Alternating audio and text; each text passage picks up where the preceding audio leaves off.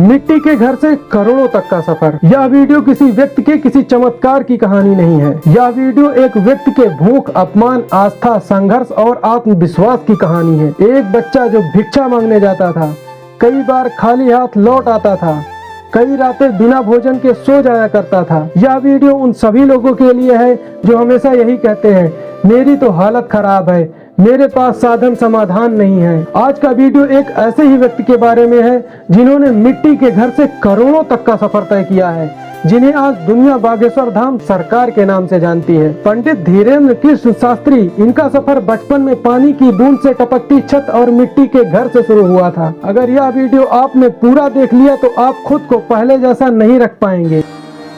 अपने जीवन काल में हम जहाँ रहते हैं, छतरपुर जिले में हमारा गांव है गड़ा गांव।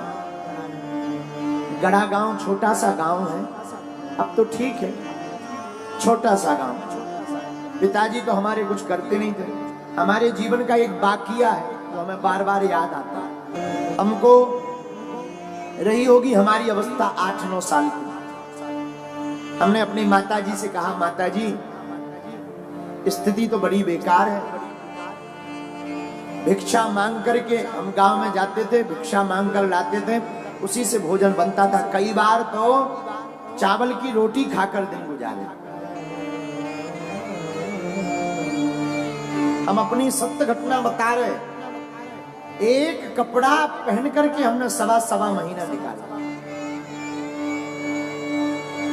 हमने माताजी से कहा, माँ हमारे मन में इच्छा है कि हम वृंदावन में भागवत पढ़ने जाएं।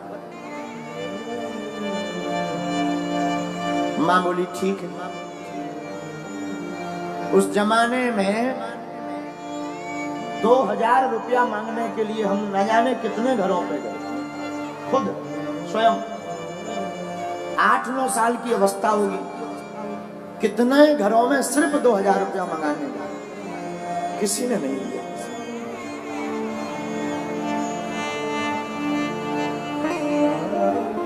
आज भी वो दिन याद आ जाते हैं। जरा सोचिए, एक बच्चा है जिसकी घर की दीवारें मिट्टी की हैं, छत से पानी टपकता है और माँ चुपचाप आंसू पोंछ ले रही हैं क्योंकि आज घर में अनाज नहीं है। आज वही बच्चा लाखों लोगों को खाना खिलाता है। धीरेन्द्र कृष्ण शास्त्री कोई राजमहल में नहीं पैदा हुए थे। वे पैदा हुए थे छतरपुर के एक ऐसे गांव में जहां सपने भी सोच समझ कर देखे जाते हैं।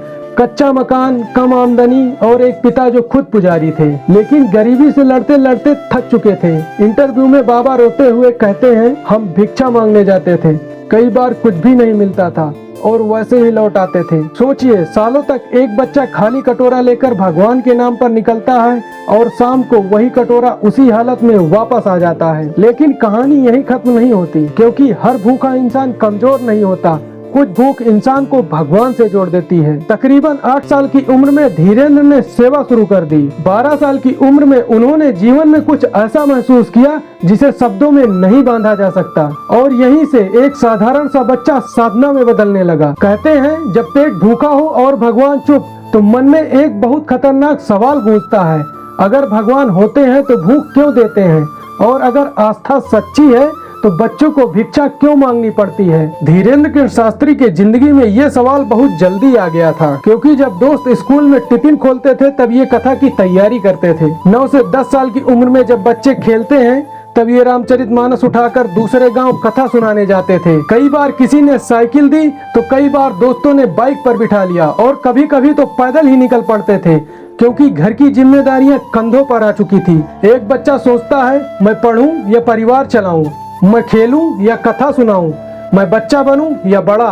और यही जिंदगी ने उनसे उनका बचपन छीन लिया। सन 2009 में पहली भागवत कथा की। कोई पैसा नहीं, कोई बड़ा पंडाल नहीं, कोई बड़ा नाम नहीं, बस एक दुबला सा लड़का और उसकी आवाज में सच्चाई। लोगों ने कहा, कुछ तो अलग है इसमें, और यही था पहला इशारा कि दर्द अगर ईमानदार हो तो आवाज दूर तक जाती है। सफलता एक दिन में नहीं आई, सालों तक वही गांव, वही कथा, वही साधारण सा जीवन।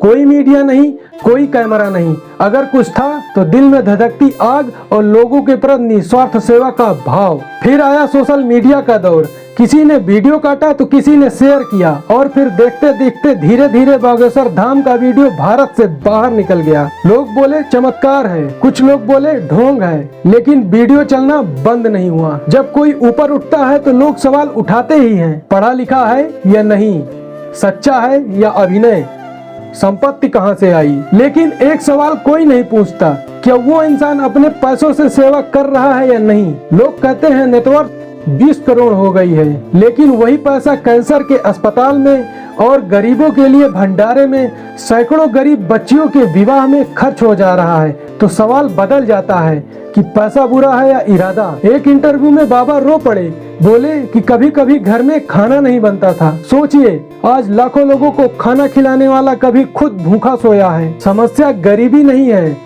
समस्या गरीबी में हार मान लेना है। धीरेन्द्र शास्त्री का जीवन हमें यही सिखाता है कि भगवान बनने से पहले इंसान बनो, मन में निस्वार्थ सेवा और मानवता का भाव लाओ। अगर तुम गरीब हो तो ये वीडियो तुम्हारे लिए है, अगर लोग हंसते हैं तो ये वीडियो तुम्हारे लिए है, और अगर तुम जिंदगी में हार मानने वाले हो तो रुक जाओ, क्योंकि गरीबी में पैदा होना या गरीब होना तुम्हारी गलती नहीं है, लेकिन वहीं मर जाना तुम्हारा फैसला होगा। तो फैसला कीजिए, तुम्हारी सिचुएशन खराब है या तुम्हारी सोच।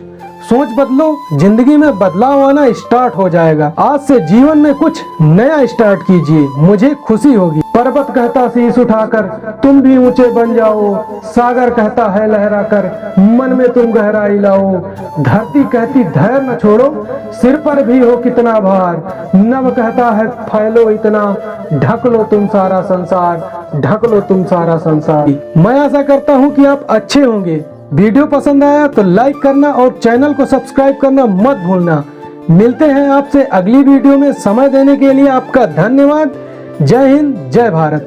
भारत के लोगों, तुमने जरूर बुरे दिन देखे हो, बुरे दिन देख रहे हो, तुम्हारा कोई ना हो, सब तुम्हारी अवहेलना कर रहे हो, तुम्हें हर जगह से दुत्कारा जा रहा हो, कोई तुम्हारा साथ न दे रहा हो, तब भी तुम घबराना मत, एक काम करना, तुम अपने परमात्मा पर भरोसा मत छोड़ो। तो परमात्मा एक दिन तुम्हारी पर मुस्कुराहट। हम कोई बच्चा गुरु नहीं है, न हमने कोई कच्ची गोली खाई है। हमने हनुमान जी के चरणों को पकड़ा है और ललकार कर पूरी दुनिया में कहते हैं कि कोई भी बागेश्वर धाम का सामना नहीं कर सकता। एनी डाउट किसी को भी हो, किसी भी प्रकार से वो बागेश्वर धाम का सामना करें, हम ठटरी बार दें, लेकिन किसी की अब क्षमता नहीं है कि हमारे पर्चे को कोई भी दुनिया का व्यक्ति काट देवे। हमें अपने बालाजी पर भरोसा है, हमें अपनी शक्ति पर भरोसा है, हमें अपने सन्यासी बाबा की ताकत पर भरोसा है। लेकिन अगर किसी ने भी ये बोला कि आप प्लांटेड, तो तुम्हारी ठटरी। क्योंकि हम लुका छिपी का खेल नहीं खेलते, बंद कमरों में तमाशा नहीं करते, हम कोई मदारी या जादूगर नहीं है। अष्ट सिद्धि नौ निधि के दाता हनुमान जी की ये सिद्धि का प्रताप है।